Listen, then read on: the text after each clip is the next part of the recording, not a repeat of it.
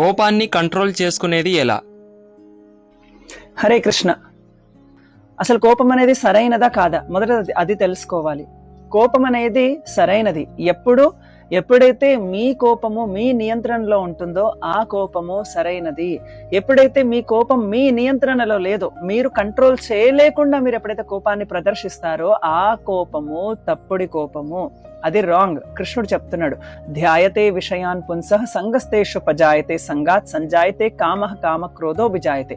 ఎప్పుడైతే జీవుడికి ఒక వస్తువు ఇది నాది, ఇది నేనే పొందాలి, ఇది నాకే కావాలి అన్నది ఎప్పుడైతే తను కోరుకుంటాడో అది పొందడానికి తీవ్రమైన ప్రయత్నం చేస్తాడు. అది ఎప్పుడైతే దక్కదో అతనికి దుఃఖం వస్తుంది, ఆ దుఃఖం నుంచి కోపం వస్తుంది. ఉదాహరణకి రీసెంట్ గా తమిళనాడులో ఒక విషయం జరిగింది. ఏంటంటే ట్రైన్ లో వెళ్తుంది ఒక అమ్మాయి, ఒక అబ్బాయి వచ్చేసి ఆ అమ్మాయిని పొడి చేశాడు. అప్పటి వరకు తెలియదు ఏం జరిగిందో.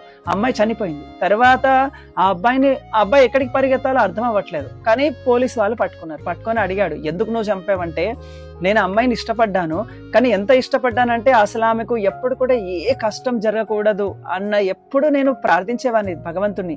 కానీ ఇప్పుడు ఆ అమ్మాయి ఎప్పుడైతే నాకు దక్కదు అన్న విషయం తెలిసిందో నేను నా యొక్క కోపాన్ని నేను కంట్రోల్ చేసుకోలేక వెళ్ళి చంపేశాను. కానీ తన పట్ల నాకు ఎలాంటి కోపం లేదని చెప్పాడు అనమాట.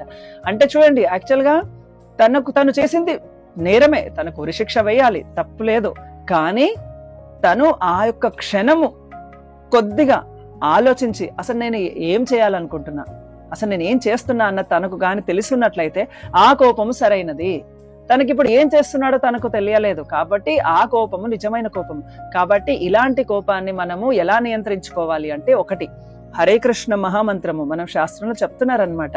ఎప్పుడైతే మంత్ర అంటే అర్థం ఏంటి? మన్ అంటే మనసు, త్ర అంటే త్రాయతి అంటే మనస్సును నియంత్రించడమే మంత్ర. ఈ హరే కృష్ణ మంత్ర జపము, దీని గురించి డీటెయిల్ గా మనం తర్వాత తెలుసుకోవచ్చు.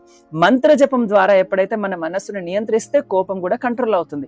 కానీ కోపం ప్రదర్శించకూడదు అని సైలెంట్ గా ఉండి ఎన్ని చెడ్డ పనులు జరుగుతున్న సమాజంలో మనం చూసుకుంటూ కూర్చోవడం కాదు. శాస్త్ర ప్రకారంగా ఏది కరెక్ట్, ఎక్కడ కోపాన్ని ప్రదర్శించాలి, ఎక్కడ ప్రదర్శించకూడదు. హనుమంతుడు కోపాన్ని ప్రదర్శించాడు, కానీ సరైన విధంగా ప్రవర్తించాడు. ఇది తెలుసుకోవాలి. సో కోపాన్ని నియంత్రించడము, ఎక్కడ నియంత్రించద్దు తెలుసుకోవాలి. హరే కృష్ణ.